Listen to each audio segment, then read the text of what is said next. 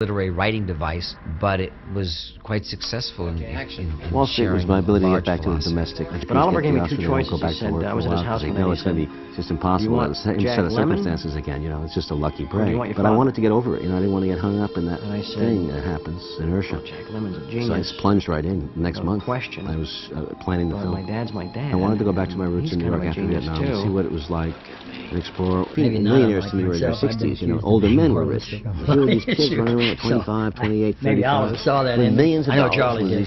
Playing the market all over the world. In terms of when the picture was made, 89, 90 was the end. I think Oliver felt he was now under the microscope. Bottom fell out and for a while. His direction got a little more intense and a little more demanding. It was based on the best phenomenon of white-collar crime that was emerging in greater numbers. I can imagine that the pressure must have been overwhelming. Some people say. Because if I had, I would have made a lot of money. Like a nervous producer. No, that was insane. Somebody said that I made the film to exploit the crash. With time. That person doesn't even realize it takes a year and a half to make the film. So how would I know there was going to be a crash? Just direct. It was written in a spirit of like fun, the moment craziness. The kid doesn't get I do think out that the door. You look back, I try to do reality, but I want to heighten it up for people, like Hitchcock did, and make it exciting. Goodbye, kid. It's not like I really do believe you have to cut the brain and it's out. Now, what's boring? Do or die. You can argue back and forth. There's no moment to French reflect. You do. Filmmakers will say something. Action is boring. He has to say.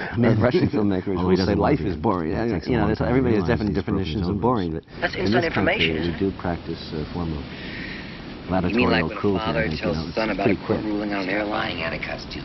Or someone overhears that I'm buying Teldar paper and decides he's going to buy some for himself, or the chairman of the board of XYZ decides because it's the time to blow out movie was XYZ. relatively sophisticated in terms of the nuances of business. I worked hard on it. Actually, we're also with a villain. Speech you needed in terms of really twirling up the corners, a really clear, strong villain, and taking no prisoners. I remember that scene well as one of the first, and again to create the kind of drama. Oliver has archetypal characters, depending on the picture, but otherwise guerrilla type filmmaking of the piece. An extraordinary cameraman named Bobby Richardson, and we shot a lot of that scene in a regular limousine with Bobby Richardson half the management, camera in the jump seat about where I am. One of Oliver's great He looked like Pat Riley, who looked like Gordon Gekko, which is what we wanted. Bonjour, monsieur buddy.